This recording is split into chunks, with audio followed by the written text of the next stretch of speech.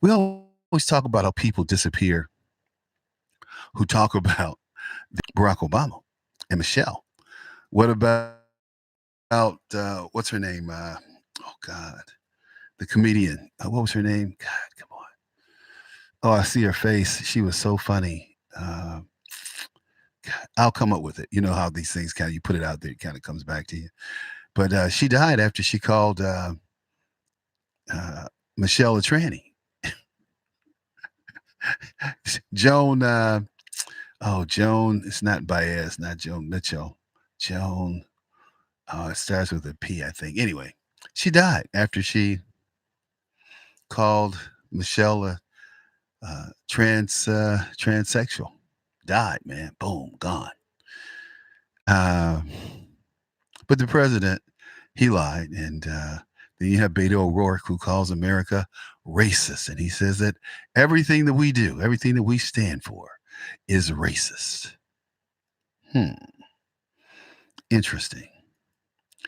I guess that's why he calls himself Beto, because he doesn't want to be perceived as white, and somehow he identifies with the Latino people, saying, "Well, call me Beto. I'm not really a white boy. Call me call me Beto." Man, you can't make this stuff up. But this is what Beto had to say about America. This was at a rally of his down in Texas. Listen.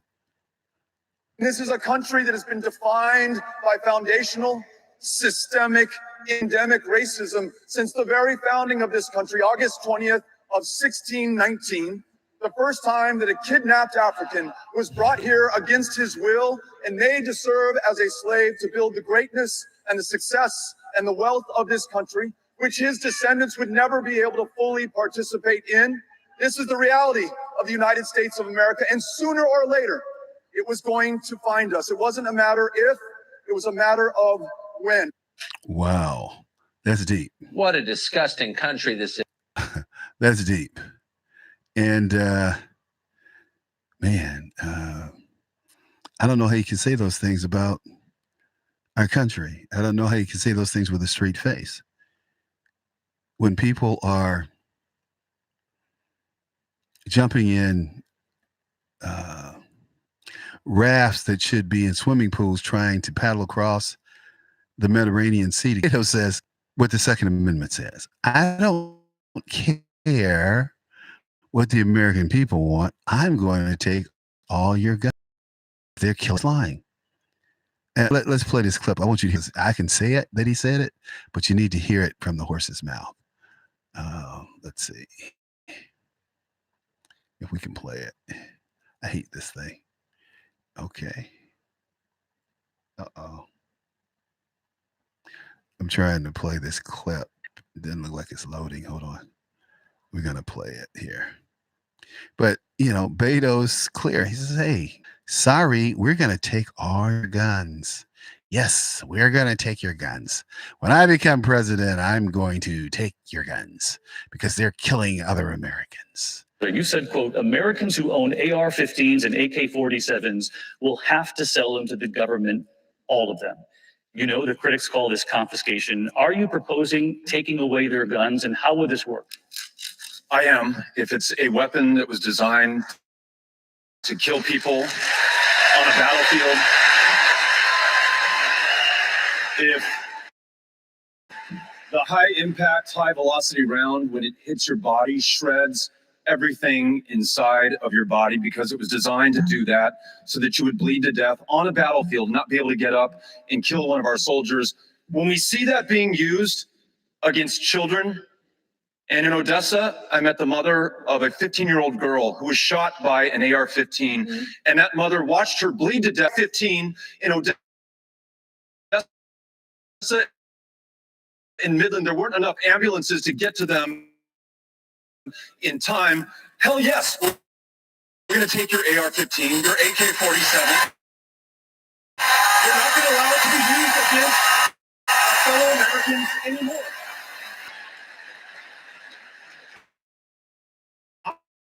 I'm listening to the people of this country the day after those weapons. And you might be surprised, there was some common ground there. Folks who said, I would willingly give that up, cut it to pieces. I don't need this weapon to hunt, to defend myself. It is a weapon of war. So let's do the right thing, but let's bring everyone in America into the conversation. Republicans, Democrats, gun owners, and non-gun owners alike. I make a point, Congressman. Thank you. Okay. This is what I have to say to that. Beto is lying. No one who goes to a gun show or knows anything about guns would say that this is a weapon, that the AR-15 is a weapon of war. That's the lie that Democrats tell. That's the lie that liberals tell. That's the lie that ignorant people tell who don't know nothing about guns. It's a lie, blatantly. Lie. It's no question. It's a lie. And for Beto to say, well, we found common ground with other people.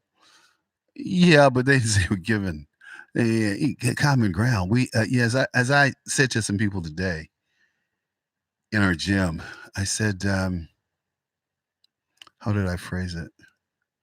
I said, I'm not interested in having to pay for a background check to pass one of my guns to a godson or a son or my daughter or stepdaughter.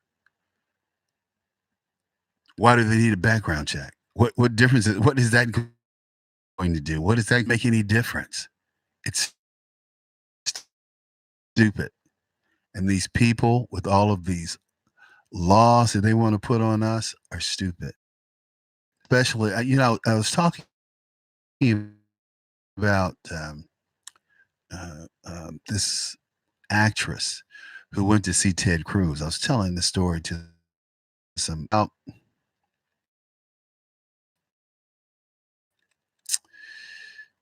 people being shot or shot at. She says, I don't know how to protect my children. She's are chauffeured to school. They're in these enclaves like Parkland. What did the little rich kids say at Parkland? Well, this shouldn't happen to us. This happens to kids in the inner city. This doesn't happen to kids like us. So much for compassion, huh? So much for caring. Nobody cares until it happens to them. So this lady goes to Ted Cruz and she sits in Cruz's office and she tells Cruz how these guns are killing people and we don't need machine guns on the street. And Ted says, wait a minute. We don't have machine guns on the street. And so then she has to back up, right? Because now it's clear that she doesn't know what the hell she's talking about. But the truth is, none of these actresses and actors know what the hell they're talking about. They're thespians. They speak other people's words. Does that tell you anything about lying? AR-15 is not used in war. It's a toy. You get smoked. That's not used in combat. And they don't sell AK-47s, real AK-47s, to civilians. Not. However, I want to quote you a couple of statistics from the FBI. It's something like 4 times more people are killed with knives than with guns. Okay. So I'm going to go to the FBI stats, right? And the FBI said, hey, it's not even close when it comes to people being killed with guns or knives. Knives exceed folks 4 to 1. So not even 1 to 1 or 2 to 1, 4 to 1. They see, where's this? Here we go. So according to the FBI, 1,604 people were killed by knives and cutting instruments. 307 used in the crime. However, we know that these knives are killing people. And nobody's talking about that, especially people like Beto O'Rourke. So, as I go down this list,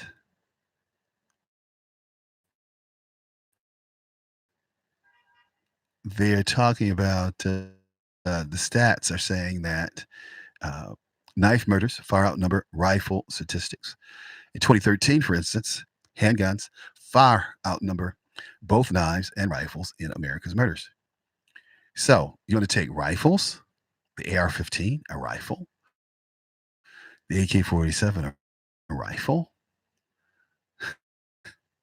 and not handguns. I wanted to say there were about seven same year, 2016.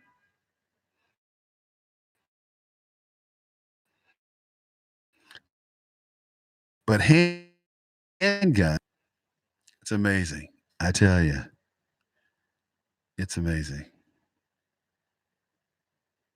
Amazing. But nobody talks about this stuff. It's, because it doesn't fit the narrative. It doesn't fit the narrative. According to the FBI data, for example, Illinois and California, there were 82 murders by handgun in the U.S. According to FBI data, 20% of those, 1,157 of the those kind of murders, how do you stop it? And even though California and Illinois contain about 16% of the nation's population, those two states alone are responsible for over 20% of the nation's handgun murders.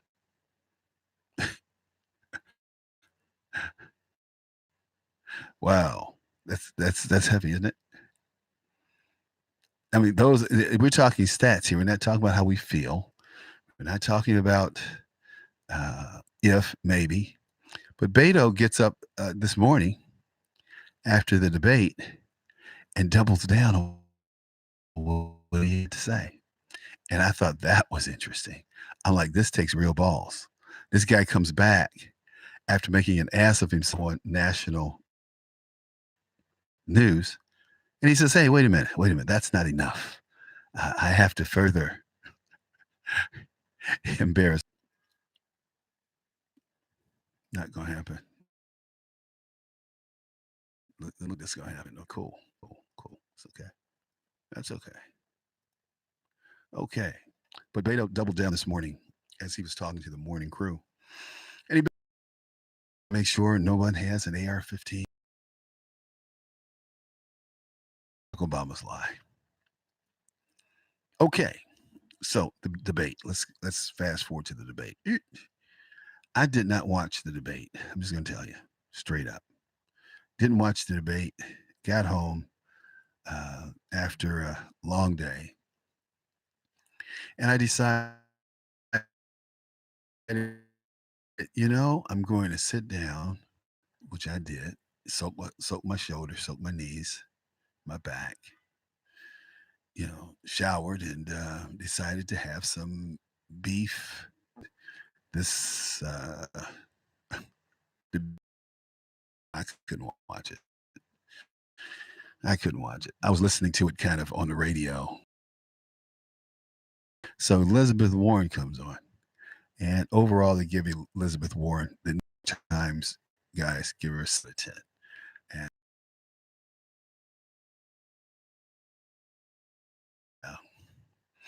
things back to the corruption issue and talking about being a public school teacher. Who can believe Elizabeth Warren, what she really did, unless you really check it out. Ross Goffett, he says he gave her 6 of 10. He said another solid performance overall, but she lost the opening exchange on healthcare and disappeared entirely for the first hour. God, how many hours were they up? I think they were up to 3 hours. Maureen Dodd, the name that you see all the time in the New York Times. I quote her article from time to time. She said, more free stuff in Aunt B. Warren's expertise is appealing in the age of Trump, though, like President Obama, she tends to lecture. Yeah, she's a professor. She thinks she knows it all. Michelle Goldberg said, okay, well, Warren did okay. So she's good at this, but she still hasn't figured out how to address and it's disappointing that she didn't get to engage more with Biden especially on an issue like that, like the 2005 bankruptcy bill. Interesting. I'm gonna read one more of these. Um, I'll read Peter Wigner. He said she, meaning what's her name, Warren, Miss Warren, was highly evasive on her health care plan, which is supposed to be something like $13 trillion. Our debt is only $3 trillion every year. That's with Obamacare. It said, and overall, par night. Ooh. After several good debate performances, she lost altitude in Houston. Well, Houston is high after all. You can lose a little of your zest, your zing, your pep, and your step because it's hot down there. Camilla Harris, she only got a 6.2 out of 10, and she said that nothing she did made me forget how bad she was the last time around. Ross, do that. He says, no terrible moments. Had a few good ones, but nothing will slow try to weasel their way into office. But I'm gonna do it. Don't worry about it. We'll get it done. So that's about it on Camilla Harris. Camila. He only got 6.1 from these folks who are grading participants in the debate.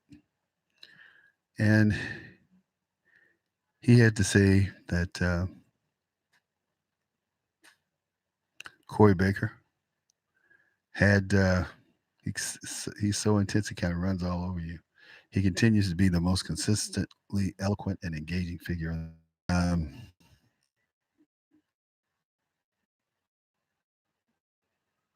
Camila Harris on this one, he's at 6.0. And they said not much impact except when he talked about the military and his personal story. And one person said, man, another Maureen. Hey, I agree. All of O'Rourke.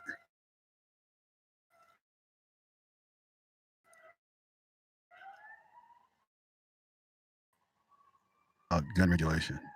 But that's not going anywhere. Marie Woman finally said it. Hell yes, we're going to take your AR-15 and your AK-47.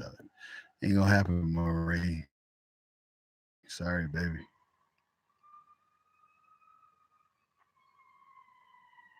Okay. Joe Biden. Joe comes in lower than all of them. Well, he's down in the middle of the pack at 5.9.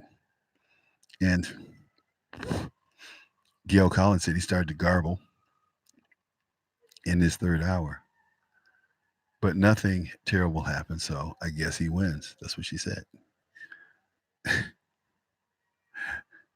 Ruth do that. Said Ross do that. Said he won the early rounds, but instead of fading, his energy spiked too high, and he was asked incoherently by the end of the second hour, and he sounded incoherent by the second of the second hour. But any night that offers a chance to talk about grief and setbacks will end up okay for the front runner. It's true. They need to press him. Her, I'm just thinking that they should roll. What's his name? They should roll him out. Barry Sanders. Well, Barry didn't do that hot. Neither did Amy Klobuchar. Amazing. So, you look at these people. Castro, he's not polling. Excuse me, he's not polling well. And, we go on and on and on. It's horrible. Horrible. The Democrats are going to lose so badly. They're going to be so angry at Donald Trump because they're going to lose so badly. And it's going to hurt so much. Um, let's see here. Tom from Baltimore. Did he call me? Yeah, somebody is out there. It looks like Tom from Baltimore. Hey, Tom, how you doing? I'm doing good, Mr. Butler. Thank you. Mm-hmm. I wanted to point out for anyone who doubted what you mentioned earlier relative to guns,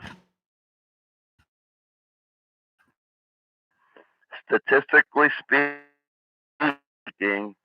they are more deadly than I'm sorry, if I at a range of up to 21 feet.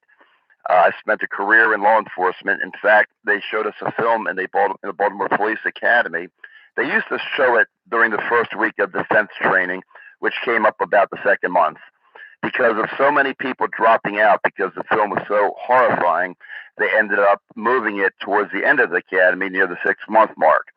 Now, this film shows a police officer confronting a suspect who pulled a knife, came at the officer. The officer pulled his weapon, fired 6 times, hit him dead in center mass, which is a kill shot. All 6 times, it didn't stop him. The suspect murdered the officer, chopped them up. They are. I just wanted to commend you and make sure that your audience knew that what you said is absolutely undisputed truth. Yeah, that 21-foot rule. That 21-foot rule is serious. So this person shot this person in the chest 6 times. Not stop him. Yes, sir. It did not stop him. He shot him 3 times, realized the guy was still coming, turned to run. He was such a good shot. He shot him over his shoulder and was still hitting him. But it did not stop him. The guy caught him and chopped him up and killed him, murdered him. It's a horrifying film to watch. In fact, it's so terrible they even stopped showing the final moments of the murder. But and again, that is something that is not in dispute. Anyone can look it up. The FBI agrees. They've done studies on it. Any major metropolitan police department has studied these issues. And yes, a knife is deadlier than any gun at 21 feet. Well, you know what's yeah.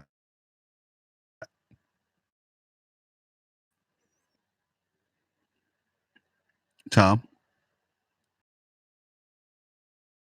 hear me? No, sir, you broke up. Said what's deadly at 21 feet is a headshot. That is true. Yeah, military man, so shot, 1 kill. Yeah, if you can get him in the head, that's great. But most police, unfortunately, are not that good of a shot, and they're probably going to hit an innocent person. So that's why they teach us to shoot center mass. I don't have any problem shooting center mass, but from you right in the face. In fact, today I was reading through the paper, and these 3 police officers showed up at a shooting on the South Side in Chicago.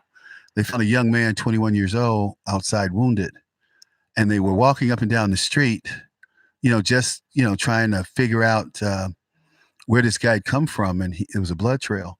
So one of the police officers noticed a bullet hole in a window in a house. They went to the door, knocked on the door. There was no response, but they heard some thumping. So they went in the house, and there's a woman in there shot in the face. And these guys are so traumatized. It's 3 police officers. All of them have over 18 years on the force. They said they've never experienced anything like this before. they're just totally undone, because if the guy had noticed the bullet hole in the window, she could have been there 3, 4, 5 days. Yeah, yeah, we're not living in a society where most people can feel safe, and I think people think that they can eliminate one item like a gun, and it's going to change things. You and I both know better than that. Is instead of looking at these guys shooting, she should have got her own gun and started shooting back.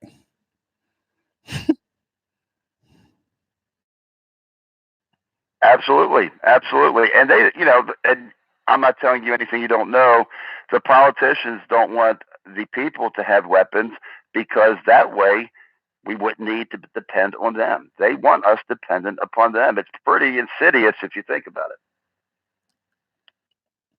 But what's even more insidious is that the Supreme Court ruled have no constitutional responsibility to protect you, to help you, to kill the guy who's trying to kill you. They don't have any responsibility. So all that stuff on the side of the car is protected, sir. I will confirm. I can confirm once again, you are absolutely correct. However, let's also point out that those police who don't do their responsibility as a man are cowards, and I can't stand them. Well, we had a young boy killed here in Chicago. And to show you how traumatic the killing was, he had his brains beat out with a 2x4. And his name was Darian Albert. I'll never forget it. Darian Albert. He was at Finger High School. He's trying to break up a fight, got his brains beat out. And the chose not to get out because we didn't want to get killed too. These are high school students. And by the way, let me tell you, I do not agree with that Supreme Court decision. I think it's called dereliction of duty. I know it's called dereliction of duty. And if the courts weren't going to charge the police, I think that the department, and it's unfortunate who don't do their job. Yep, it didn't. And that boy's dead. And what it pointed out to me and to my listeners were that you're on your own, baby. You know, you have to defend yourself. You know, I have a saying that hold on a second. Hello. Charles, I'm losing you. Great show as always. I'm going to drop off and continue to listen to you on the radio. So thank you again for a great show every day. You're welcome. You're welcome. Hey, so I say there ain't no fun when rabbits get the gun. And the other thing I have to say is I'd rather be carried by 6 than buried. I'd rather be judged by 12 than carried by 6. Ain't no fun. Yep. Carried by 6. The reason I'm writing this down is because I'm writing this down. Hey, I am getting ready to right now put on a commercial. We're going to go to commercial and after you listen to these ads. Okay. Hey, this is Leonora Cravota from Red State Talk Radio for My Pillow. I used to have trouble sleeping. My Pillow changed all that. I now fall asleep within moments of my head touching my pillow. That's how comfortable my pillow is with its patented interlocking fill. My Pillow stays cool and does not go flat. 10-year warranty and a 6 Pillow is a pillow of the National Sleep Foundation, and it's made right here in the USA. My Pillow is now offering Red State Talk Radio listeners a 4 premium standard pillows. That's 4 pillows for the price of 1. To take advantage of this special offer, call 1-800-961-9194 and ask for promo code REDSTATE. That's 1-800-961-9194, promo code REDSTATE. Put sleepless nights behind you with My Pillow.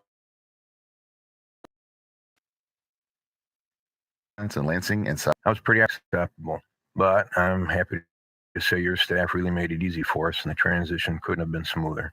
And now, as we consider taking advantage of some of the other services you offer, well, let's just say that next time we won't be so chicken.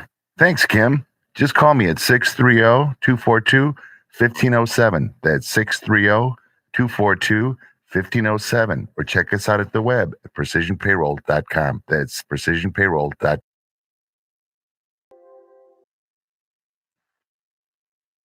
Okay. And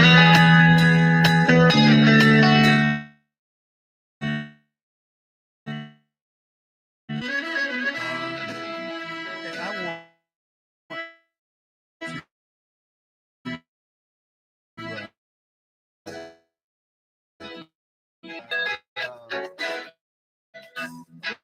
this letter.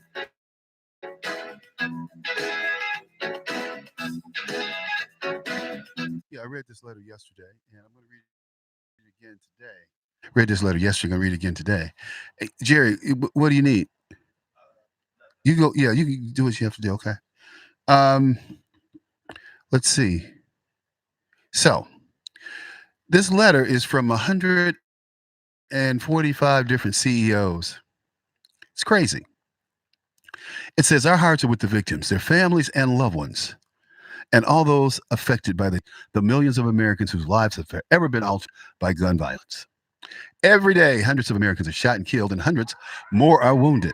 There are more mass shootings in recent weeks. Gun violence has devastated Chicago, Canoga Park, Newport News, Gilroy, Brooklyn, among others. This is a public health crisis that demands urgent attention and action. As leaders of some of America's most respected companies and those with significant business interests in the United States, we are writing you because we have a responsibility and obligation to stand up for the safety of our employees, customers, and all Americans in the communities we serve across the country. Doing nothing about America's gun violence crisis is simply unacceptable, and it is time to stand with the American public on gun safety. Gun violence in America is not inevitable, it's preventable. These steps Congress can There are steps Congress can and must take to prevent and reduce gun violence. We need our lawmakers to support common sense gun laws and to prevent tragedies like this. That's why we urge the Senate to stand with the American public and take action on gun safety by passing a bill to require background checks on all gun sales and a strong red flag law that would allow courts to issue life saving extreme protection orders. Background checks and extreme risk orders, also referred to as red flag laws, are proven to save lives. Since Congress established a background check system 25 years ago, background checks have blocked more than 3.5 million gun sales to prohibited purchasers, including to convicted felons, domestic abusers, and people who have been involuntarily committed. However, in decades since, the law requiring background checks on gun sales has not been updated to reflect how people buy guns today. The Senate must follow the House's lead by passing bipartisan legislation that would update the background checks law and helping to keep guns out of the hands of people who shouldn't have them in an effort to save lives. Background checks on all guns are a common sense solution to overwhelming public support and a critical step towards stemming gun violence that is an epidemic in this country.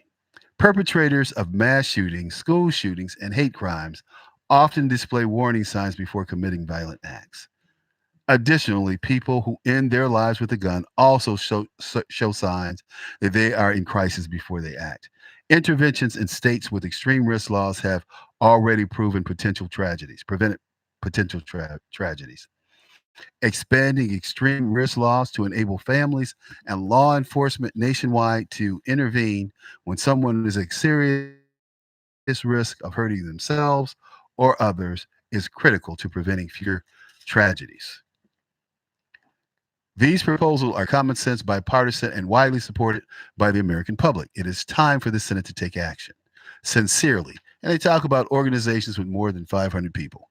Well, let me say this about that.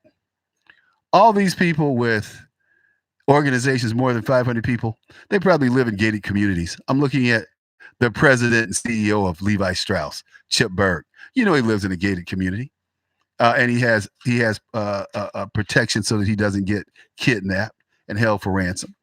We know that. Uh, Eventbrite, Julia Haas, she has protection. They have things set up so that she doesn't get kidnapped and random and ransoms for hostage. These are things we don't talk about on TV. Because most Americans they experience things through uh, television. If it's not on television, then it doesn't happen. Well, that's not true. I'm looking at a guy named Steve Palanca. He's co-chairman of Bain Capital. You think he doesn't have a security team around him so that he's not ransomed off for 10, $15 million? He certainly does. Jack Dorsey at Twitter. I'm sure Jack has a security team with him. I can sure check and make sure because a buddy of mine has lunch with Jack from time to time. Then we go with organizations fewer than 500 people. And I'm looking at these people. They're all people who have a lot of money and they live in gated communities. And they live in communities where the police respond. Here in Chicago, I can tell you, I lived in a community called Hyde Park, which is supposed to be an upscale professional community. And I can tell you that the response time in Hyde Park is over 30 minutes for incidents, whether it's a shooting, a robbery, or whatever. That's just the way it is. So I'm not giving up my gun. I don't care what Beto O'Rourke has to say. Beto O'Rourke can kiss me where the sun does not shine. He's an idiot. He's a moron. He's a coward. But that's not the tune he was singing last year.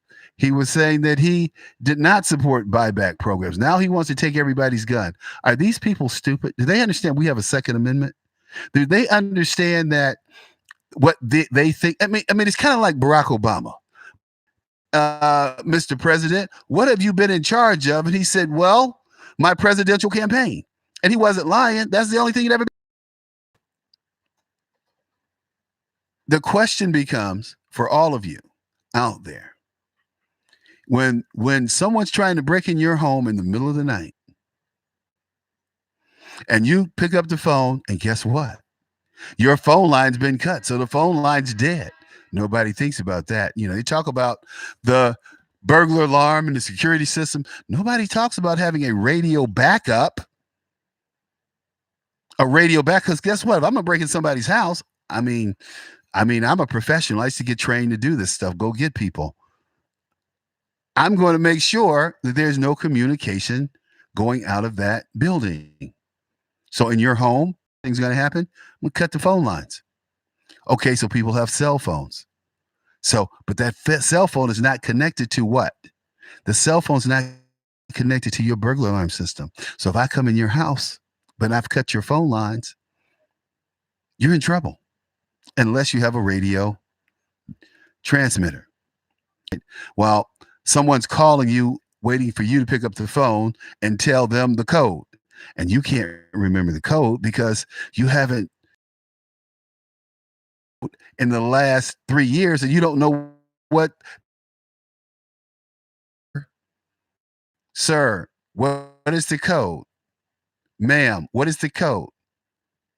And why this person picked your house to come to. You have no idea if this person is going to kill you, your wife, your children. And they obviously don't care because they're in your house at 3 a.m. in the morning. And you don't have a gun because Beto O'Rourke said, guess what? Americans don't need guns that are used on battlefields, which is a lie. There are no guns used on battlefields. And everyone's there got and killed. Chicago's area. Let's say it's all they done Canoga Park. Oh, please. Earned. What is get the truth? They go on to say in this letter that gun violence.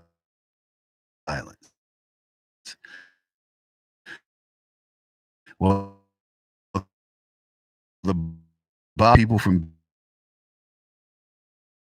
beating their wives. Yeah, gunfire. Yeah, me, except for this one brother that messed up my stuff out of was between 1835 on psychotropic drugs with access to good weapons, sexually repressed. They're in a sexually charged society and they cannot get any sex. Hello, they're sleeping with a balloon blow up. Oh, those are issues people need to pay attention to. But no, they talk about taking the guns from law-abiding citizens. So now, Mr. Citizen, Mr. Law-abiding citizen, you can't protect yourself and your family with a gun. You have to bring a baseball bat to a gunfight or a baseball bat to a knife fight. I'm not doing any of that. I'm not giving up my gun. I don't care what these politicians say. The politicians in Washington have guns all around them. If you ever go to see your congressman or senator, you have to pass through multiple, and let me repeat, multiple screeners and people with guns all around Washington, D.C. Charlie Rangel said, well, we need them. You don't. What makes you think your life is more important than mine, Charlie Rangel? But that's the egregiousness of your politicians today. They're not there to serve the people. They're there to serve themselves. And we need to pay attention to that. Well, we're coming near the end of the show, and glad we had a couple callers. Thank you so much. It's Friday the 13th. Go out, have some fun. Don't do anything I wouldn't do. So that leaves the field wide open. We're going to play a little Soul Man and keep getting up. So, look, have a good weekend. Thanks for listening. Thanks for tuning in. Thanks for calling in. It's always a privilege and pleasure to share some thoughts with you. Take care.